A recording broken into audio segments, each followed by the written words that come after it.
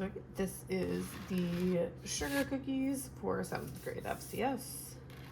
Okay, I've got my mise en place tray set up here. Remember, mise en place means everything in its place. So it's just getting your ingredients ready to go. You can kind of pair what goes together so you can easily make your recipe. So what I have prepared to go in the bigger bowl here, I've got my 2 sugars. It is a 1/4 cup of white sugar and 2 tablespoons of brown sugar, or 1/8 of a cup. I've got my 5 tablespoons of butter, got my 1 tablespoon of egg mix and 1/2 teaspoon of vanilla. And then in the last bowl here, I have my 1/4 teaspoon baking soda, 1/4 teaspoon salt, and 2/3 of a cup of flour. Why we want everything separate is because if we mix everything all together at once, we are going to end up with a tougher cookie. There is a very precise science to baking that you want to make sure that you are following. So what we're gonna do first is we are gonna quickly mix up our flour mixture, just to get that baking soda and salt incorporated throughout the flour. That way later when we go to mix this in with the rest of our cookie dough, we don't have super salty spots. It seems weird to put salt into your desserts, but salt does bring out the flavor of the other items. I'm gonna slide that tray back. Okay, in my bigger bowl, I'm gonna start off with my sugars. Just gonna kind of mix them around a little bit. You don't really have to do this. Yep. And then I'm going to add my 5 tablespoons of butter into my bowl here. And I'm going to mix these together. This is called creaming the butter. Creaming the butter is adding some air into this and getting your sugars and your butter evenly mixed together. That way you don't end up with patches of butter that then melt out of your cookies, or patches of just sugar within your cookies. So this is a little harder to do with just a spoon, but easiest thing to do is just kind of press the butter down into that sugar mixture, and then we can kind of mix it around here in a minute.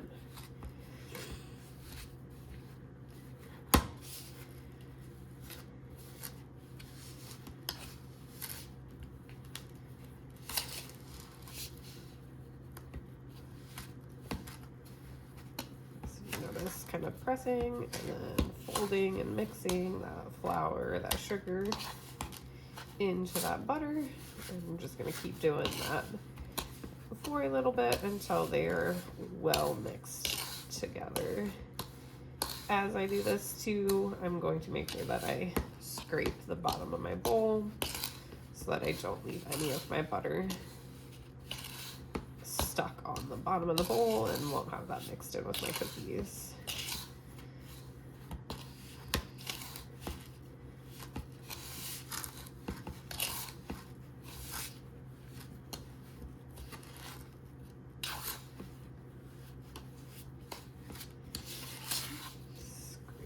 Up and keep mixing. I'm gonna pause you guys. I'll come back when I have this mixed together.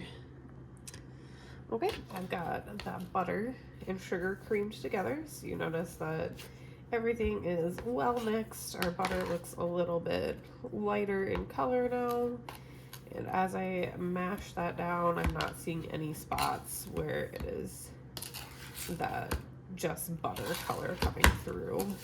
So scrape that all up again quick. And now I can add in my vanilla and egg mixture.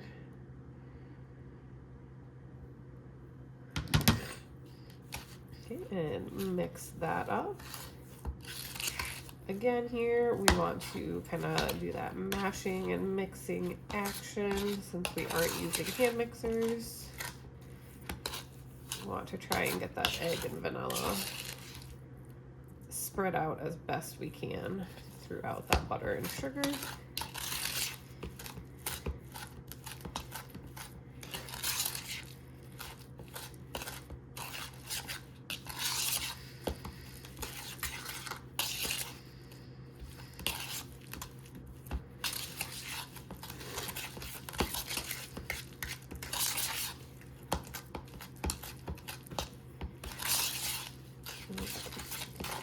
Pretty well incorporated there. This one doesn't get super runny, but now it is way easier to mash that down. And again, it looks pretty well incorporated throughout. And scrape the bottom of the bowl there so I don't have anything super stuck. And now I can add in my flour mixture. I'm just going to add in about half of it. Mix that together. That just makes it a little easier to mix by doing it half and half. I'm not going to send flour everywhere as I mix them together.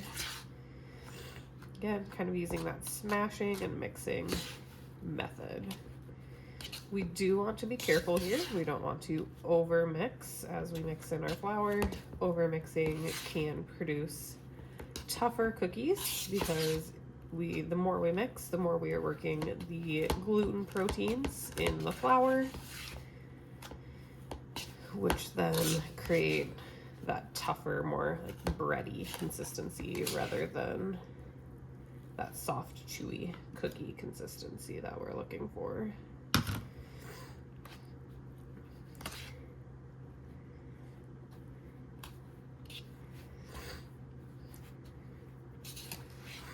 So be gentle here. Don't overmix. Don't go crazy. You don't want to send flour flying everywhere. If you do that, you're going to have to clean that up.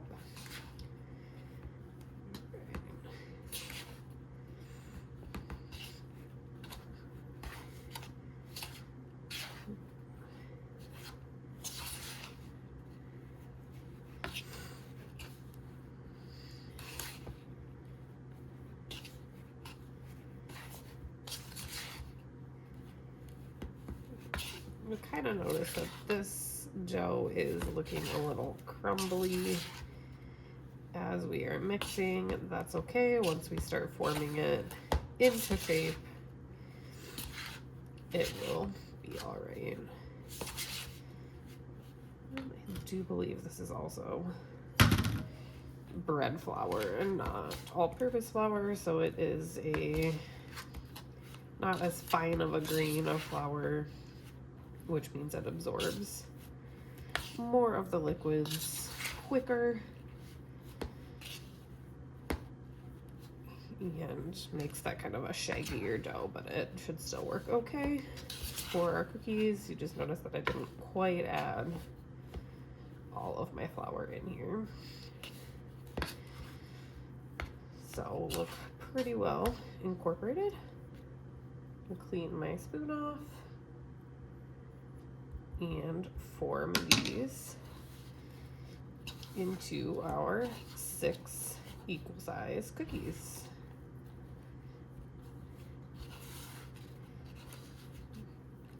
Collect all of our dough here and form it into one bigger ball. And then I can make my cookie dough balls from here.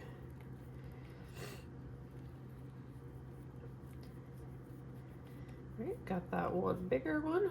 So now I'm going to section it off into my 6 sugar cookies. And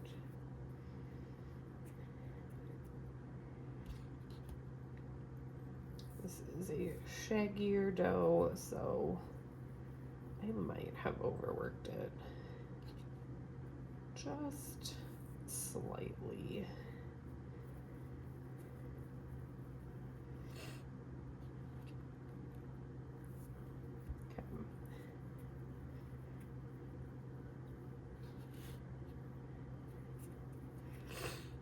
Okay, once you have your 6 dough balls formed, this is when you would put it into your Ziploc bag with your name on it. You're gonna put it in the fridge overnight and come back for day 2. We are back for day 2 with your sugar cookies. So you're gonna grab your dough out of the fridge. We're also going to grab a bowl with a 1/4 of a cup of sugar in it. And then we're gonna take our dough balls, put it in the bowl of sugar and shake them around, coat them in that sugar. And then once they are coated, you're gonna take it and place it on your parchment lined cookie sheet. And you are going to bake them at 350 for 10 to 13 minutes. Keep an eye on them.